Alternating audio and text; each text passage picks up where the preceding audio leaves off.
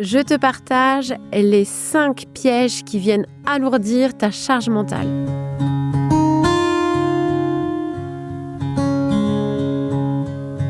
Moi, c'est Julie Souchard, je suis coach professionnel accrédité ICF et praticienne Soul Coaching certifiée. J'accompagne les femmes à s'affirmer dans leur job et à faire de leur sensibilité une force. N'hésite pas à accéder à ma formation gratuite Booste ta confiance en toi. Tu trouveras le lien en description de cet épisode.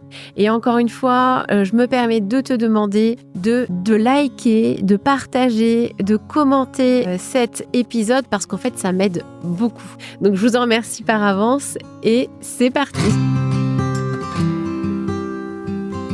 Alors, avant de commencer, on va déjà un peu définir ce que c'est que la charge mentale. En fait, la charge mentale, c'est vraiment cette sensation d'être surchargé par ses pensées, par ses émotions, par tout ce qu'on a à faire, à planifier et à gérer. Donc, il est évident qu'en fonction de ton job, de ta situation familiale, ça va aussi jouer, hein, on est d'accord. La première chose qui va venir plomber ta charge mentale, déjà, ça va être ta difficulté à t'affirmer, à poser des limites, à ne pas arriver à demander de l'aide, à déléguer. Alors pourquoi ? En fait, tout simplement, c'est que toute la journée, tu vas vite te retrouver sursollicité par tout le monde parce que tu te rends toujours disponible pour les autres.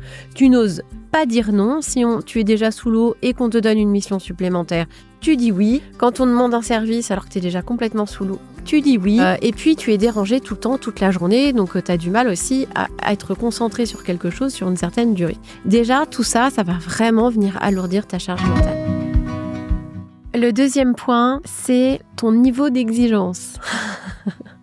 Alors très souvent, c'est lié au manque de confiance en soi, parce qu'on va avoir peur du jugement des autres. Donc on va avoir un niveau d'exigence très élevé qui peut parfois être du perfectionnisme.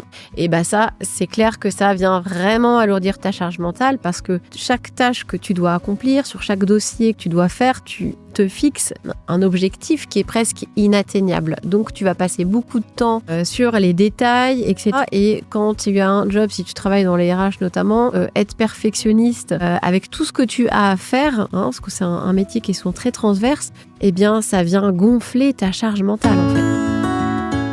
Alors, le troisième point qui va impacter ta charge mentale, c'est ta tendance à procrastiner, qui est très souvent liée d'ailleurs à ce qu'on vient de dire juste avant, ton niveau d'exigence. Pourquoi ? Comme je l'ai dit, tu te fixes des objectifs hyper élevés et donc à chaque fois que tu dois faire quelque chose, une tâche, un dossier, toi, tu te retrouves vite face à une montagne en fait, parce que tu veux que tout soit parfait. Donc derrière, tu sais pas par quoi commencer, ça génère du stress et ça, ton mental, il aime pas ça du tout. Donc en fait, ce qui va se passer, c'est qu'il va t'inviter à faire autre chose que tu vas pouvoir solder rapidement et qui va te procurer une certaine satisfaction, comme répondre à un mail. Et cette tendance à procrastiner, ça vient aussi clairement impacter ta charge mentale parce que en fait, à la fin de ta journée, tu te dis ce dossier, j'ai toujours pas avancé dessus. Et il reste sur ma to-do list. Alors, le quatrième point qui vient impacter ta charge mentale, c'est justement la puissance de ton mental. Alors, qu'est-ce que ça veut dire ? Alors, la puissance de ton mental, elle est très liée à ton niveau de sensibilité. Plus tu es sensible, plus ton mental est puissant. D'ailleurs, c'est un peu dans le sens inverse, c'est que plus ton mental est puissant, plus tu es sensible. Pourquoi ? Parce que ton mental, c'est lui qui génère toutes tes pensées et ce sont tes pensées qui génèrent toutes tes émotions. Donc en fait, quand on a un mental puissant, on a tendance à imaginer tout ce qui pourrait arriver, tous les scénarios catastrophes qui pourraient arriver. Donc on va être dans la suranticipation et ça, clairement, ça vient générer beaucoup de stress, de pression et ça vient, bien sûr, alourdir carrément ta charge mentale.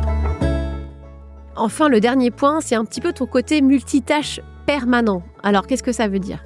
En gros, tu passes tout le temps d'une tâche à une autre et tu restes très peu de temps concentré sur une tâche. Admettons, tu veux commencer à travailler sur un dossier, hop, tu vois une petite notification, tu viens de recevoir un mail, tu vas tout de suite le lire, tu vas peut-être même y répondre, hop, tu reçois un coup de téléphone, etc. Et en fait, tout ça, ça vient alourdir ta charge mentale parce que tu avances finalement très peu, ça impacte vraiment ta productivité et du coup, à la fin de ta journée, tu as l'impression d'avoir rien fait, entre guillemets.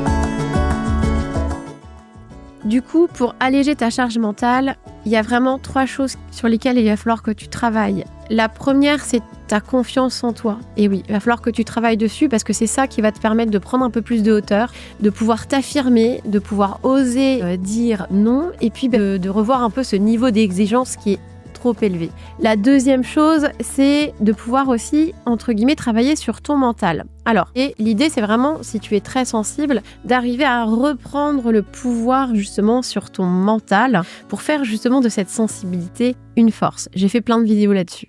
Et le troisième point, qui est aussi très important, c'est dans ta façon de travailler. Il va falloir que tu te bloques des créneaux pour avancer sur des dossiers. Attention, des petits créneaux.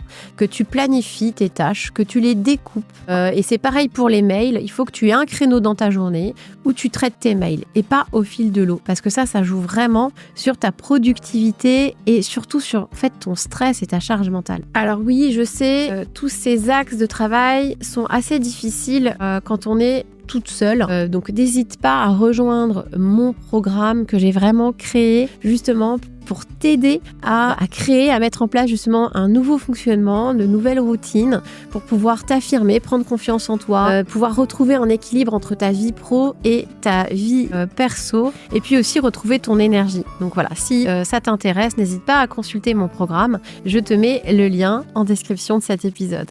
Et je te souhaite une très belle semaine et je te dis à la semaine prochaine.